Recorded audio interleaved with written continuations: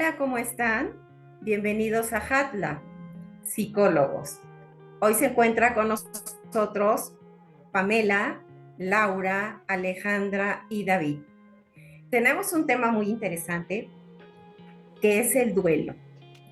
Hoy vamos a profundizar un poco en este tema, ya que se ha manejado mucho, se habla mucho de duelos y pues, ¿qué es realmente el duelo?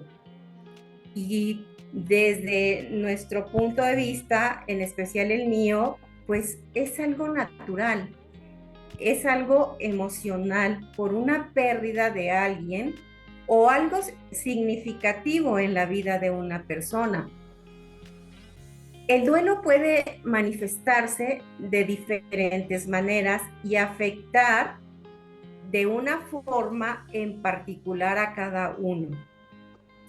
Por ejemplo, afectar las emociones, pues aquí las personas experimentan una gama de emociones como son la tristeza, el enojo, la culpa, la ansiedad, miedo, confusión y soledad. ¿Qué opinan ustedes, chicos? ¿Cómo ven esta parte emocional que se lleva a cabo cuando hay una pérdida?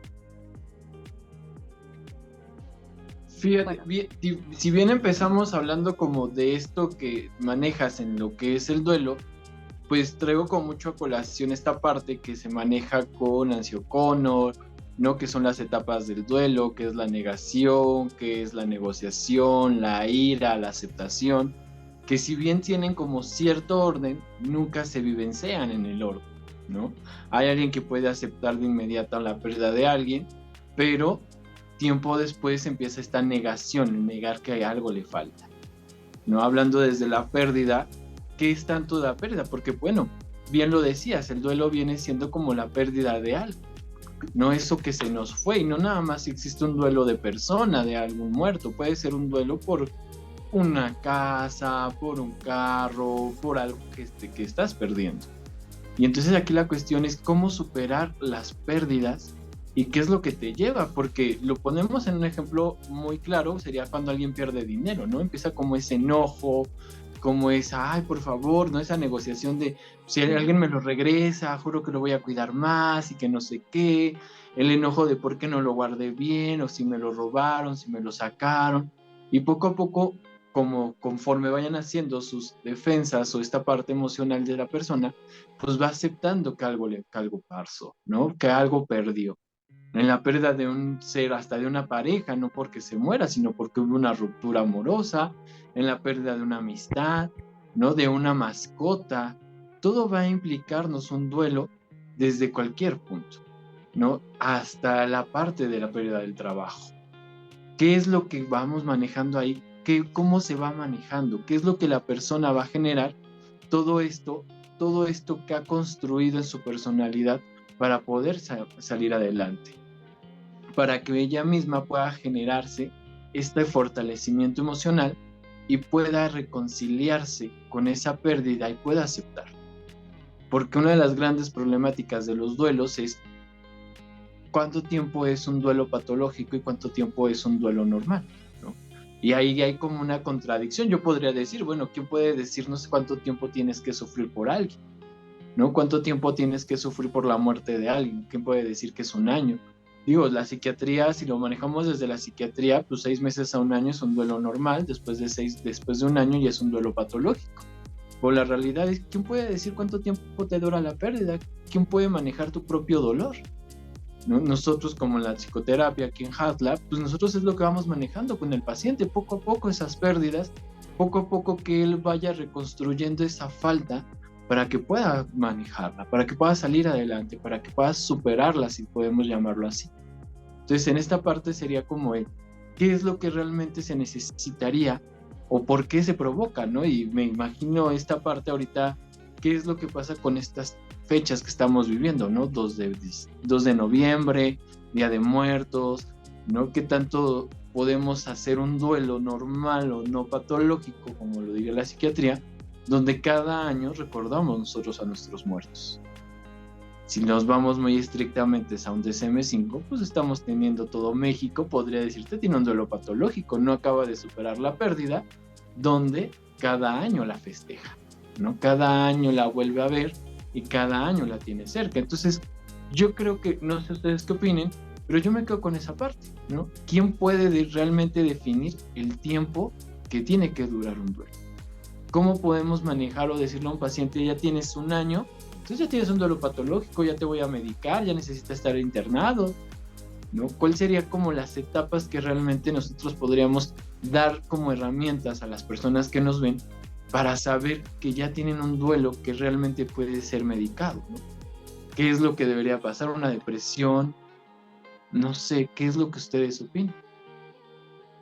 Yo creo que para como dar un poco más de contexto y que las personas tampoco se asusten, ¿no? Porque creo que también después de la pandemia, pues todos perdimos algo, ya sea la Ujú. rutina, la parte de familiares, bueno, y lo que cada quien haya perdido. Pero el duelo me parece que es importante acotar que es algo normal, o sea, que suceda un duelo es algo completamente normal ante una pérdida. Es decir, si yo pierdo, como bien lo decían, desde algo material, una pluma, ¿no? Hasta algo ya más significativo como una persona, una pareja, voy a tener un duelo. Lo que se empieza a hacer patológico es cuando ese duelo no se elabora o no se trabaja, no se habla de él. Entonces sí, ahí sí empezamos a tener este problema de algún tipo de patología, que es bueno, donde deberíamos empezar a ocuparnos y preocuparnos, porque al final del día, pues eso no va a salir nada más con el tiempo, sino hay que pedir cierto tipo de ayuda, como bien lo decías, David. Entonces, cada persona experimenta el duelo de manera única, ¿cierto? Y lo que funciona para una no precisamente va a funcionar para la otra. Aquí creo que es muy importante y es esencial respetar y comprender las necesidades individuales de quienes están padeciendo esta pérdida. ¿Están de acuerdo? Claro, y sobre todo, sabes, yo creo que cada quien vivencia, como bien lo dices, esta pérdida, ¿no? Lo vemos mucho en los funerales, cuando hay quien, la manera de demostrar su dolor es mediante la risa, ¿no? Quien llega y se está riendo y todo el mundo lo ve feo, así como que, ¿no? ¿Por qué te ríes y tienes que estar llorando? ¿Sí? ¿No? Y hay quien vive el funeral muy enojado, ¿no? Y entonces es como esa parte de, si bien nosotros lo manejamos dentro de Hadla, pues es esta parte de caso por caso, de persona por persona, el paciente por paciente. No podemos nosotros, si aquí podemos hablar como de muy generalidades, pero sabemos que dentro de un consultorio o dentro de nuestras propias terapias, pues es el paciente el que va a llevar, quien nos indique el tiempo, ¿no? Quien nos indique la manera de cómo lo vivencia. Si hay puntos, no le quito lo que ha aportado la psiquiatría, ni mucho menos, porque digo, es como la guía, sí hay puntos muy importantes, pero también nosotros debemos de entender desde esta parte terapéutica o con los pacientes, esta parte de poder generar que ellos son quienes nos van a dar las indicaciones de cómo están vivenciando el duelo. Sí puede caer de un duelo a una depresión, pero por supuesto, no hay quien lo veíamos, ¿no? Y México lo maneja mucho en esta parte del 2 de noviembre, el Día de Muertos. ¿Cuántas personas no caen en una especie de depresión, de tristezas profundas, de extrañar y añorar, ¿no? Porque yo diría que de ahí viene como esa parte del duelo. ¿Qué es lo que extrañas? ¿Qué es lo que añoras de esa persona? O de eso que has perdido, ¿no? ¿Cuántas personas no hemos visto que en las grandes crisis, en la pandemia, como bien decía Alejandra, esta parte de perder el negocio, de perder el trabajo, cuántas muertes no vieron, ¿no? Porque no hubo una manera real de cómo ir superando estas pérdidas, de cómo ir sobrepasando este duelo. Y mucho estigma en la salud mental, pues muchos llegaban como a decir, no, pues psiquiatra, terapeuta, psiquiatra, pues no, mejor preferían como esa parte de lo que llamamos muy coloquialmente estas salidas fáciles, ¿no? Esta suicidios, estos matanzas colectivas, ¿no? Todo lo que se vivió durante la pandemia. Pues aquí tendríamos que ir checando qué es lo que podríamos dar nosotros también como de herramientas para que la gente pueda, en estas generalidades, tener como esa idea de lo que es vivenciar un duelo o el por qué necesitarían tener como esa ayuda, ¿no? El por qué buscar y encontrar a un terapeuta que les pudiera ayudar, o en qué momento poder decir sí necesito ayuda profesional. No sé ustedes cómo lo vivan desde sus propias terapias, chicas. Bueno, el duelo, para empezar, viene de la palabra dolor, ¿no? Freud la ubica como un trabajo. Es un trabajo en el sentido de que hay una tramitación ahí, precisamente de una pérdida. Uh-huh. Y esta pérdida y esta tramitación, como bien lo dicen todos, pues tiene que ver con la subjetividad de cada quien, ¿no? Y el tiempo de cada quien y las emociones, que efectivamente hay quien asegura que hay como una tramitación en la que primero te sientes enojado, después te sientes triste, después te sientes, ¿no? Y no es tan así, o sea, realmente el duelo y dependiendo de lo que cada quien sienta, ¿no?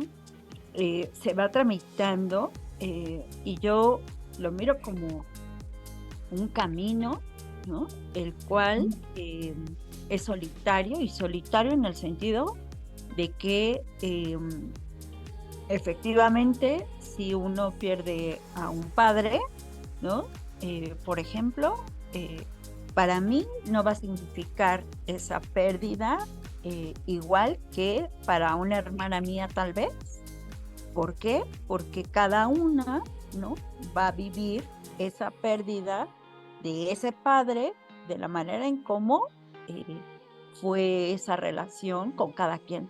Entonces, aunque sea mi hermana y aunque yo diga, ok, ella está dolida por esto mismo, no es lo mismo porque ella no va a entender exactamente cómo es que yo vi a mi padre o cómo es que ella lo vio, de tal manera que yo estoy sola en esto y ella de alguna forma también, ¿no? O sea, podemos ser hasta cierto punto empáticos, pero nadie sabe más acerca de ese dolor y esa pérdida que quien lo vive, ¿no? Entonces, en esto que decía David de cuánto tiempo, en realidad, pues no hay un tiempo como tal, ¿no? O sea, sí ya hay un, no sé, por ejemplo, alguna vez una mujer que llegó a mi consulta decía que pues había perdido a su marido y que se sintió muy mal, que porque se fue con otra y bla, bla, bla. Y entonces al preguntarle, bueno, ¿y eso hace cuánto tiempo fue o cuánto tiempo tiene? Me dice 9 años. Estamos hablando, ¿no? Ya de algo, pues sí, a todas luces, patológico en el sentido de que 9 años la ha tenido como en ese trabajo que no ha terminado de tramitar, ¿no?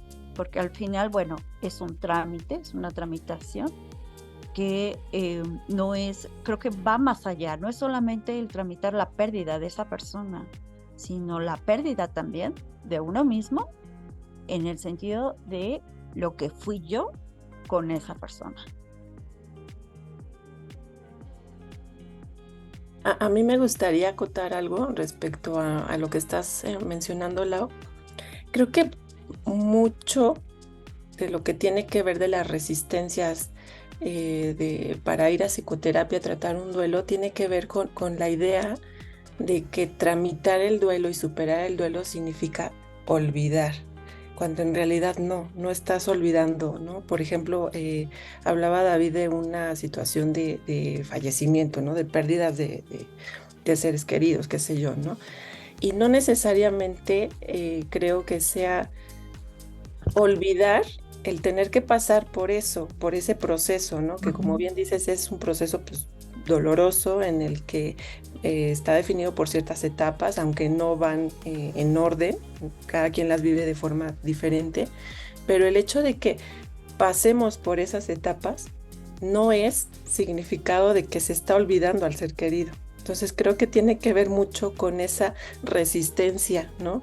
Ahorita ponías el ejemplo de la paciente de 9 años cargando eso, ese dolor, ¿no? Y que a lo mejor no lo afronta, pero tiene que ver con el temor a que si lo superas, ya lo olvidaste. Y no, o sea, es más bien superar el dolor, como bien dices, el duelo tiene que ver con superar el dolor, no con olvidar. Y ahí hay como una confusión que se ve mucho en la clínica. No sé cómo sea su experiencia. Sí, al final es una creencia, ¿no? O sea, ya el que lo olvide, ya todo va a estar bien. Entonces, no es así, ¿no? No va por ahí, porque en realidad es como asimilar ese duelo y asumir, ¿no? Que puedes recordar y que no necesariamente el recordar, eh, que es mucho lo que se hace en estos días, ¿no? Como el 1 y el 2 de noviembre, y que tiene que ver con eso, ¿no? Con recordar, con o sí, es esta manera de darle a los muertos, según la creencia de cada quien, ¿no? Parte de ese amor que los mexicanos lo relacionamos mucho con la comida y con muchas cosas, ¿no? Y que tiene que ver también con aprender a vivir con esta pérdida. O sea, es esta cuestión de, ¿no? Aceptar que me duele, como bien lo decías, Lau, tramitarlo, como lo decía Pam, esta parte de, pues, no negar ni olvidar a la persona o lo que sea que estemos perdiendo, pero tiene que ver también con el hecho de aprender a vivir con esa pérdida, sea material o sea de alguna persona. También me gustaría a mí mencionar que como creo que lo comentabas tú, Lau, en algún momento, esta cuestión de cuando uno pierde algo, o sea, sabes lo que pierdes, por ahí hay una frase, ¿no? Que lo dice, sabes lo que pierdes, pero no lo que con él perdiste. Es decir, puedo yo haber perdido una pluma, pero si esa pluma traía una carga importante para mí porque me la regaló alguien muy especial, pues no estoy solo perdiendo la pluma, sino lo que significaba para mí esa pluma. Y lo puse el ejemplo con un objeto, pero cuando es con una persona, si esa persona implicaba mucho para mí porque era muy importante, porque era un ser querido, un familiar, pues seguramente que la pérdida va a costar el doble, porque es la pérdida física más la pérdida emocional que eso implica. Y bueno, y hablando de las etapas, y saliéndome un poquito del contexto, pero bueno, lo primero que sucede es algo del orden de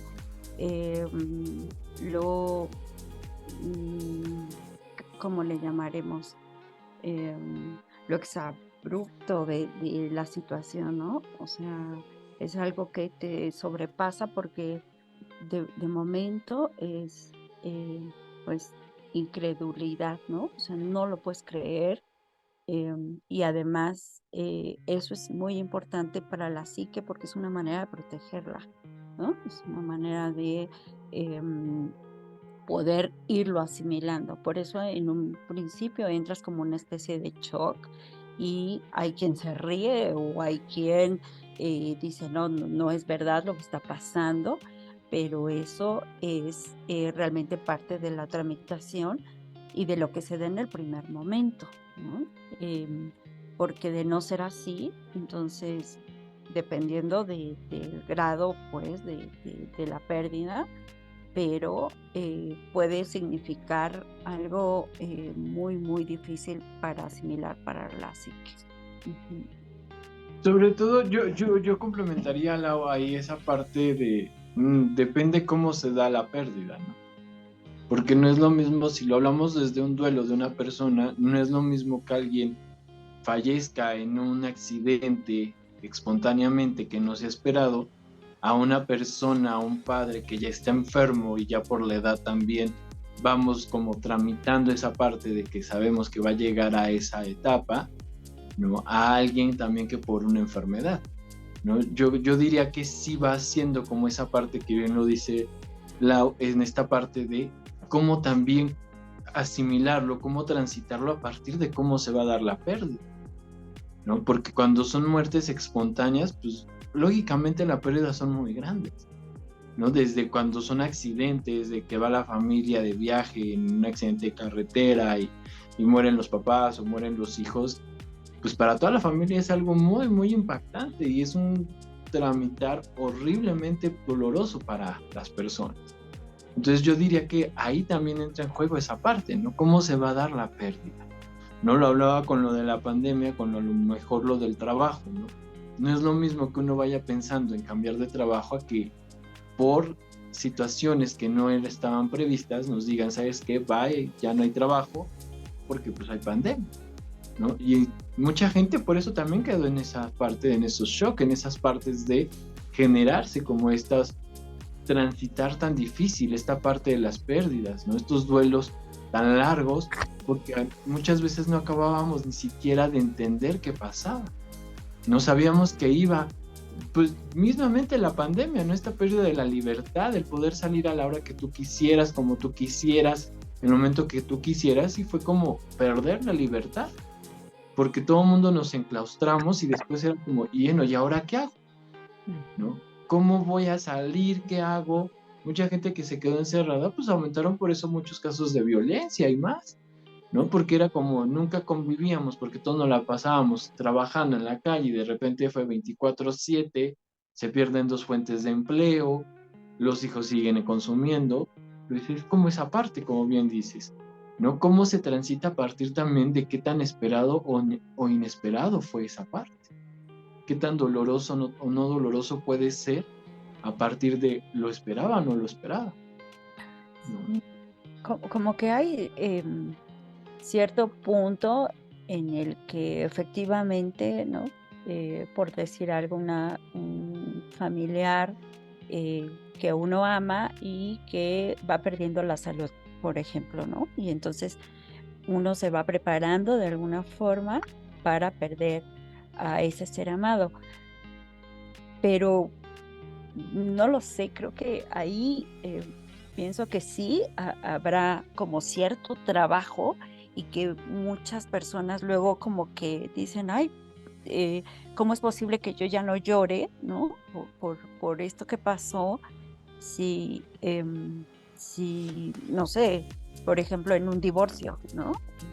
O sea, antes, ¿no? Como que estuvo padeciendo ciertas cosas y fue perdiendo ciertas cosas, a tal punto que en el momento que ya es definitivo dices, bueno, pues creo que no era para tanto, o qué fue lo que pasó conmigo, ¿no? Y sí, de alguna forma lo fue tramitando o fue como encontrando y preparándose para esa pérdida. Sin embargo, ¿no? Creo que cuando se determina, o por lo menos cuando inicia el duelo, tiene que ver precisamente con la separación, o sea, con el que ya no esté, ¿no? Eso es como lo que va sucediendo, aunque el trabajo previo, bueno, dice mucho, ¿no? Y va haciendo ya cierto trabajo que se inicia, pero definitivamente el duelo comienza ante la ausencia. Oye, Laura, y también hay algo muy, muy importante en relación al duelo, lo que es el duelo anticipado. En esta parte, bueno, en este duelo en particular es entrar mucho en plática con la persona que sabemos que ya va a fallecer.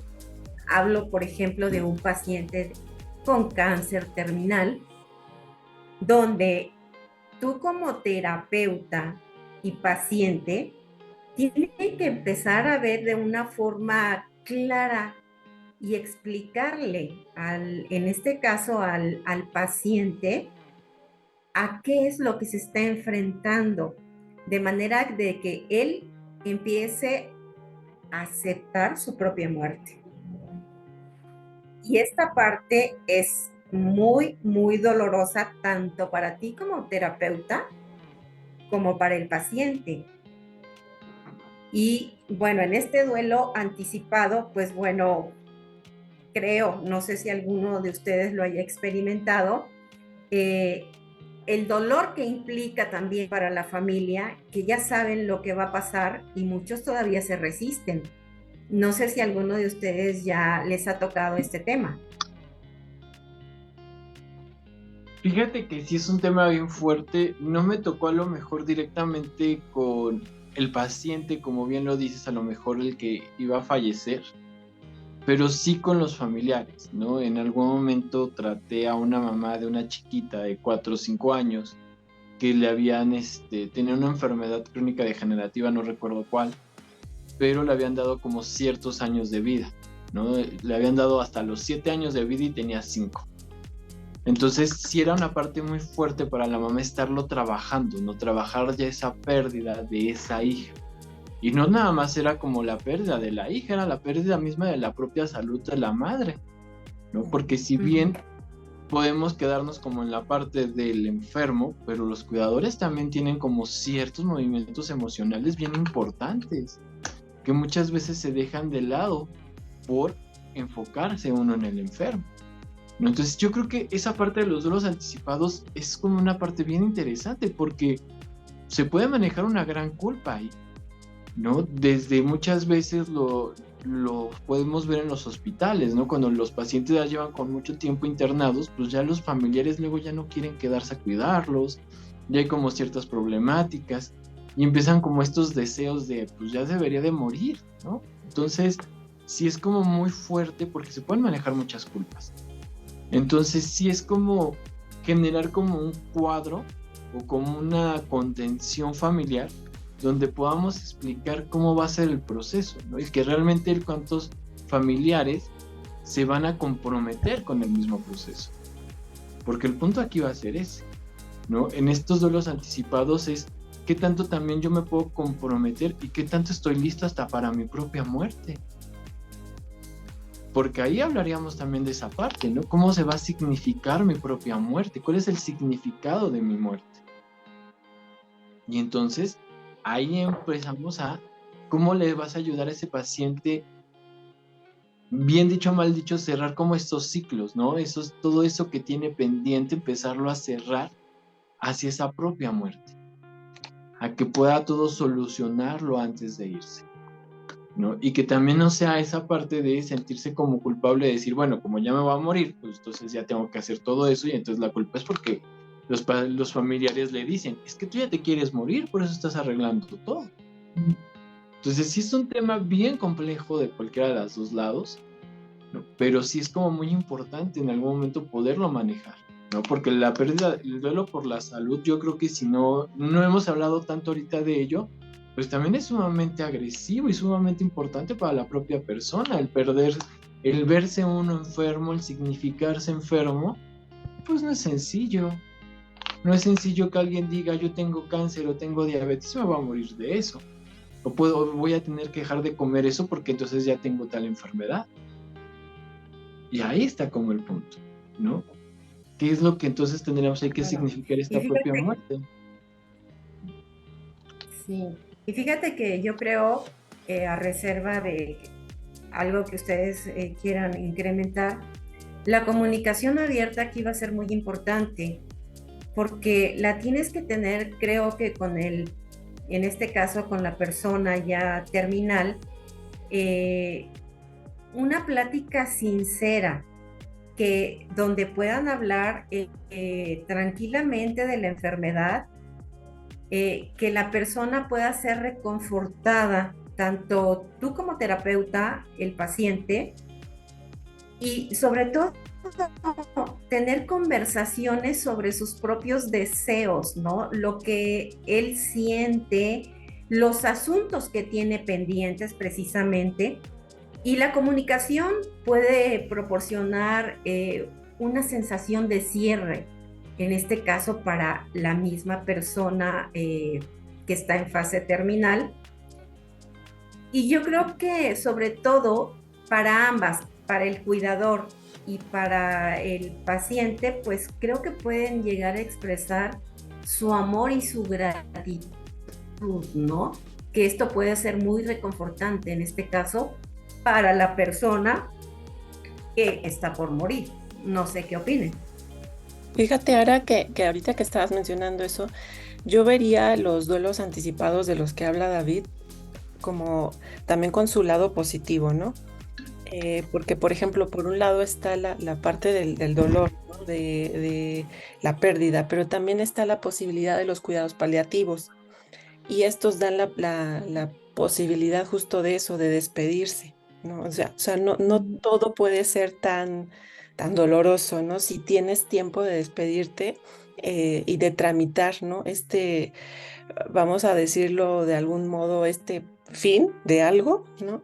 El cuidado paliativo Ujú. también te permite eso, te permite despedirte, te permite cerrar ciclos, te permite de algún modo ir cerrando y haciendo movimientos con la persona que se va, incluso el enfermo o la enferma también le permite llegar a un punto en el que tal vez pueda decir lo que no ha podido decir, expresar lo que no ha podido expresar y llegar a un punto por llamarlo de algún modo, de paz, ¿no? En el que entender que la muerte, pues finalmente también es parte de la vida, o sea, no verlo como algo, no sé si la palabra sea dramático, pero llegar al punto de entender eso, ¿no? Que si está llegando al fin de la vida es porque está cumpliendo un proceso. Y creo que los duelos anticipados también dan pauta a eso, que es lo que en Ujú. medicina general pues le llaman cuidados paliativos, ¿no? Sí, que Ujú. dices, bueno, eh, yo lo pienso como precisamente el prepararte Sí. para una pérdida, ¿no? Ahí es el tema, ¿no? Cómo prepararte, cómo estar, cómo acompañarte con alguien que pueda de alguna forma darte la mano y ir como,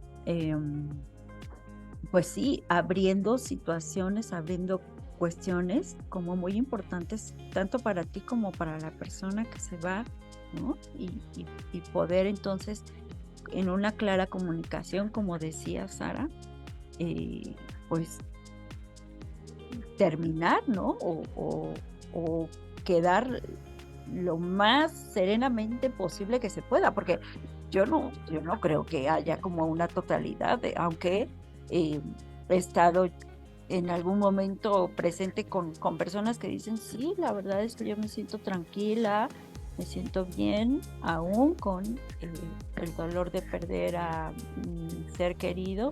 Y dices, qué bien, ¿no? O sea, quiere decir que de alguna manera se pudo hablar y se pudo expresar claramente lo que se Claro. estaba viviendo, pero pues todo depende de eso, de, o sea, qué tan, qué tan bien me puedo preparar para eso, ¿no?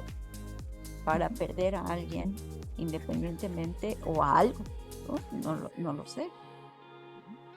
Yo creo que un factor así Sí, súper tienes razón. importante para poder tramitar un duelo Ujú. es la posibilidad de despedirse. Justo eso, la posibilidad de despedirse. No sé, creo que David estaba mencionando, ¿no?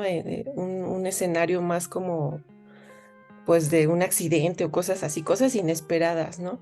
Eh, no es lo mismo, evidentemente, la situación no va a ser, el contexto no es el mismo. Entonces, cuando hay la posibilidad de un duelo anticipado, de una despedida, el duelo se tramita mejor. Eso se ve en la clínica.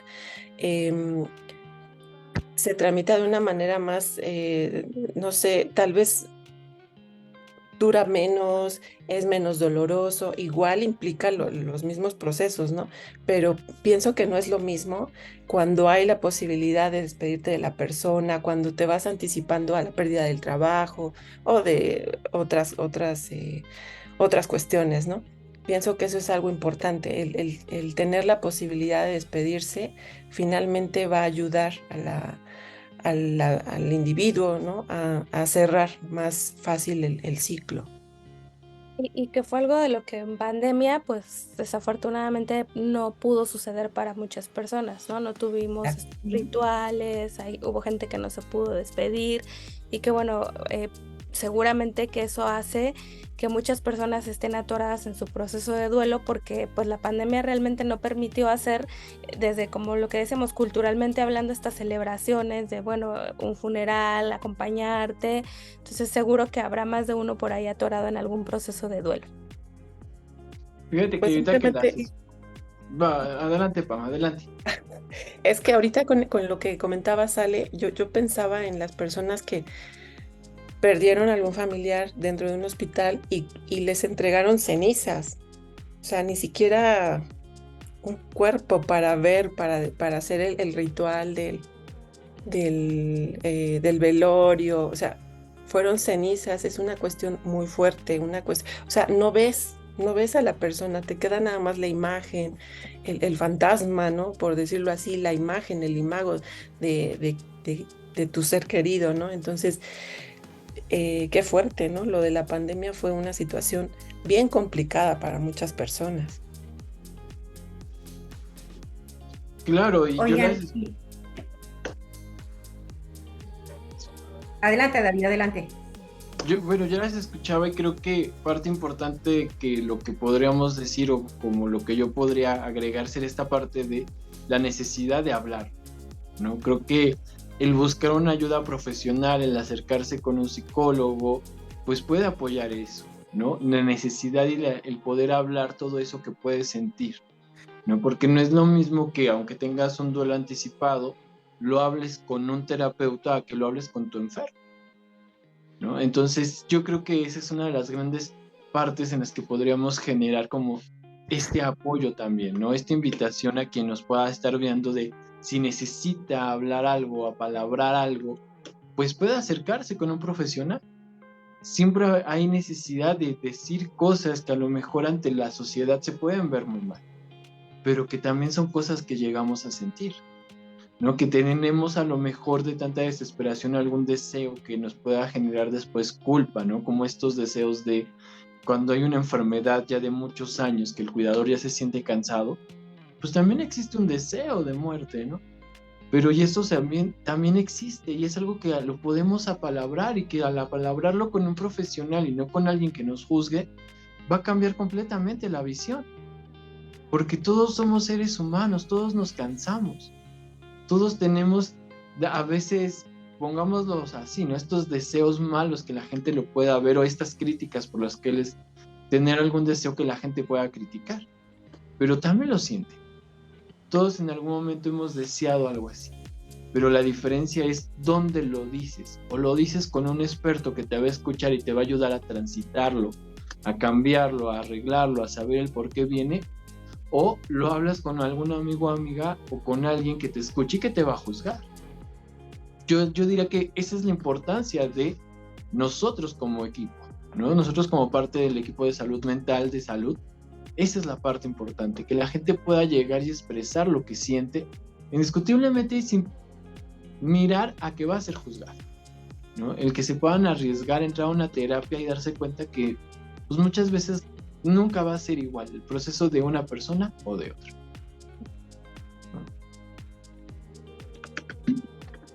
Sí, claro. Y yo creo que yo le anexaría a esta parte, David, que comentabas, la aceptación de las emociones.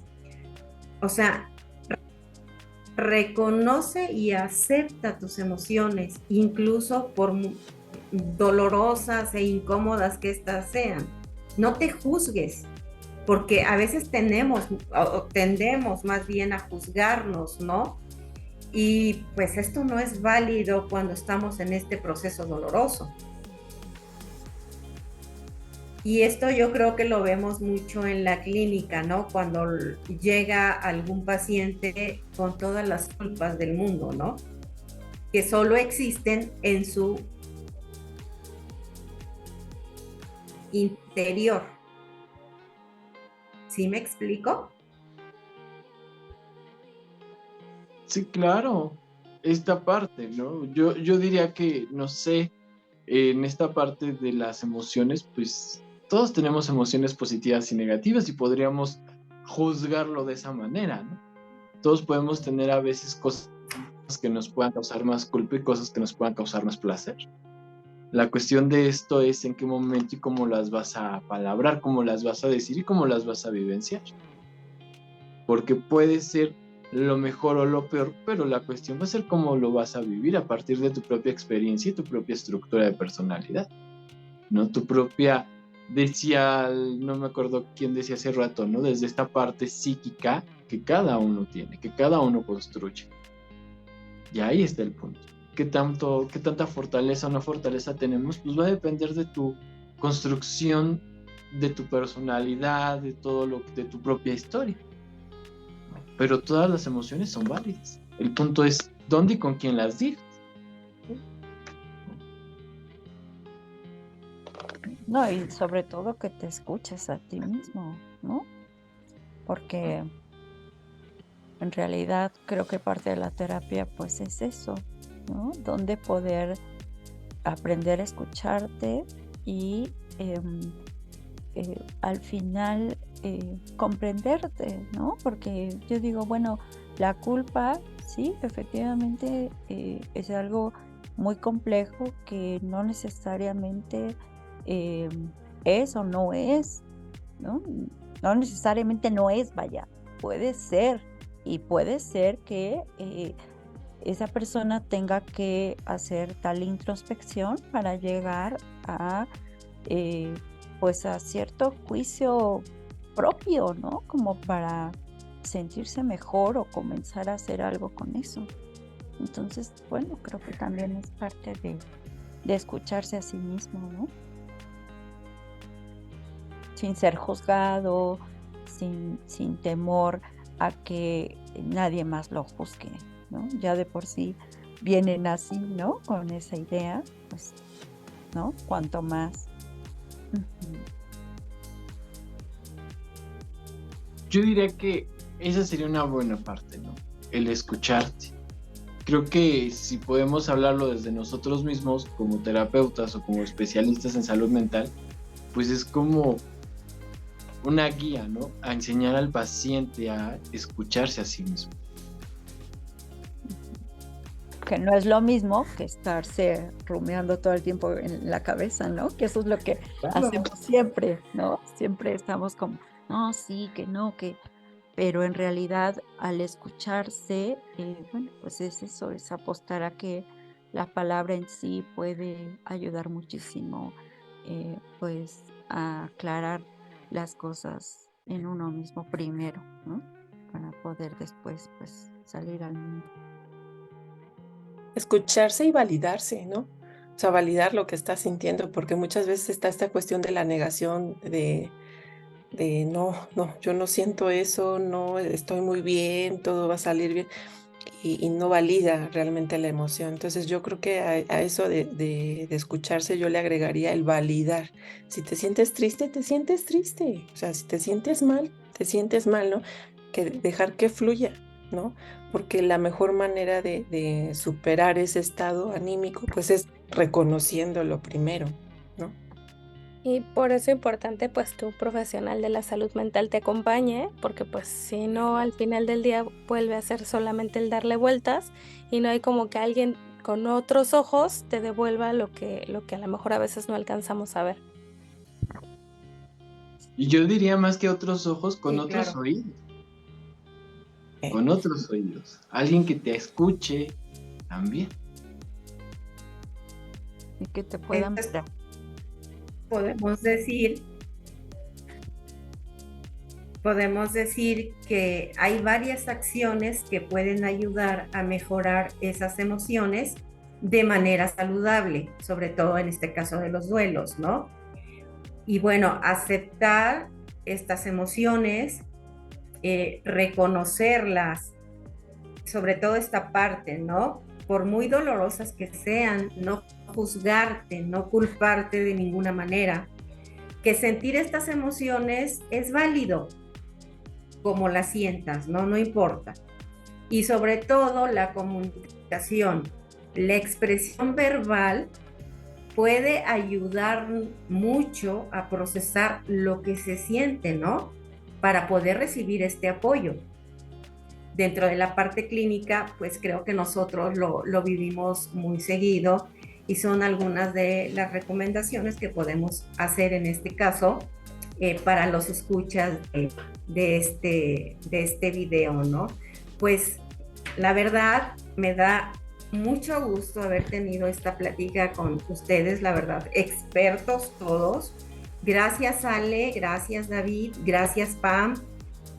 Lau, muchísimas gracias y esperamos vernos en el próximo video. Saludos de Hatla. Gracias. Pero- Pero-